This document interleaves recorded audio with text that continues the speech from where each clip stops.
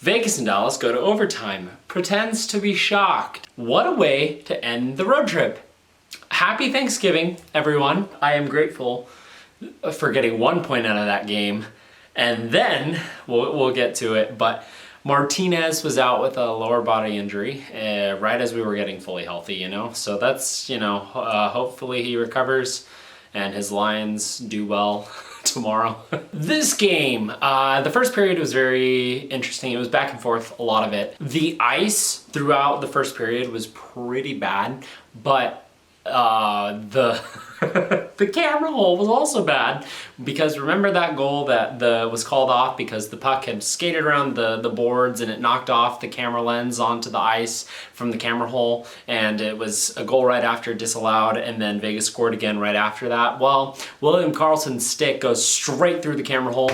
I really don't even know. Speaking of things that I don't know about, I have some questions for the dude sitting behind Peter DeBoer. First of all, did you use new fries after every period, or did you sit like that the whole game? How did you breathe? Because you had in both noses and then both nostrils, and like the burger and First we've got the Utah Jazz leaking the Seattle Kraken jerseys, and then AEW leaking Vegas's before the announcement, and then the Raiders as well, and now this guy leaking a Wendy's movie or something. I don't know. Vegas on the power play, the second unit's out there, with an incredible backhanded pass over to Amadio, who doesn't shoot it wide, and it goes in the net. Pass Ottinger to make it 1-0 Vegas. Let's go! Towards the end of the period, Marchment interferes with Nick Hague because the puck is nowhere near him, and he shoulder checks him to the head. The refs don't call it, because they didn't see it. Hague was down for a minute, and then he gets back up and he's pissed, and so he starts cross-checking Marchment, breaks his stick, and yeah, the refs are going to call the retaliation. 100%, Hague should have been called there. He goes to the box, and the thing is I'm kind of okay with him doing that there, because that was awful from Marchment. And then throughout the rest of the game, he's doing kind of that same kind of stuff, and it's just like, dude, The second period starts, and using that momentum from the power play, or maybe they just kicked it into gear, I don't know. They started playing really, really hard, Dallas did.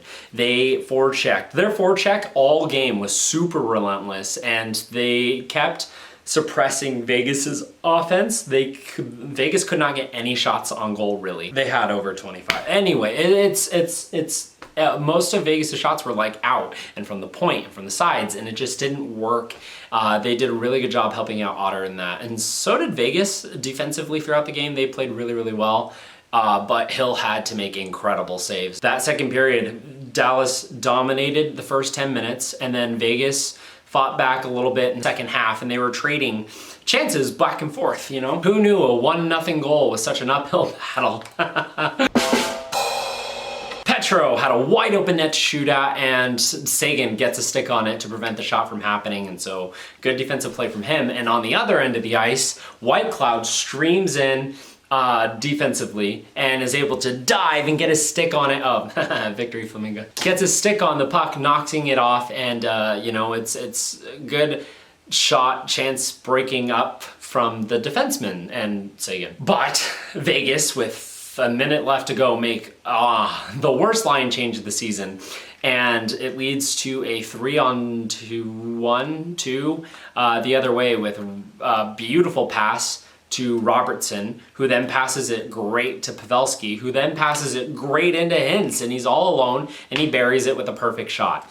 For Dallas to get that one goal past Hill was a lot of work for them, but they did it well. Kudos to them. They played a really, really good game. And so the third period was more of that, because the Stars definitely had the most insane chances. Hill stood on his head. He was higher than a mountain in this one. And that's really all I have to say about this game. So overtime, there was a mad scramble towards the end, and it was not good. Vegas's power play, they scored that one goal in the first period, but was not great other than that. Dallas played really good defense. And then overtime happens, and Dallas continues to dominate overtime. Vegas does not get an opportunity to touch the puck at all for the first minute and a half, but that doesn't matter because Hill makes a couple of good saves. Robertson had a really good opportunity where he skated with it around the net like a bunch of places, similar to Eichel's game-winning goal against Winnipeg, but Hill makes the stop instead of Hellebuyck not making the stop. Speaking of Eichel, Marchessault disrupts a shot with a perfect little backhanded, like, here you go, over to Jack Eichel, who streams up the ice. He sees the defenseman cut, and so he stopped, he delayed for a little bit before entering the zone, and then just books it into the zone. Essentially making Petro do the splits here. Like, I mean, dude, come on, you okay there? And then he weaves his way back over to the other side of the ice, and he takes a shot, kind of. He whiffed. He whiffed on purpose. You can't convince me.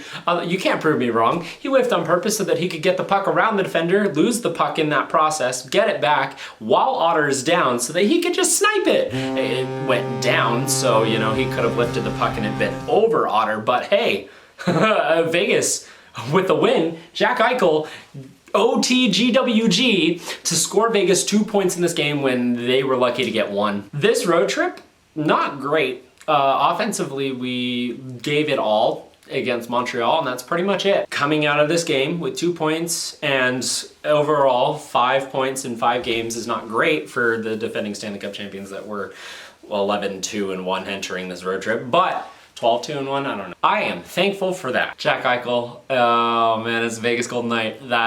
I'm grateful that Jack Eichel and Adin Hill, both Vegas Golden Knights. I'm thankful for the Vegas Golden Knights giving me happiness. And I'm thankful for you guys watching. Seriously, thank you for the support, and I like doing this, it's fun, and talking about hockey, having a feeling of a sense of community with this is a really good feeling, especially with moving to Georgia, not knowing anybody out here, and still getting to talk about this and there being people that join in the conversation. So I love that. So thank you, and that's gonna be it for game 20. Ooh. We're at game 20 already. That's gonna be it for game 20's nightly review. Thank you so much for watching. Have a good night.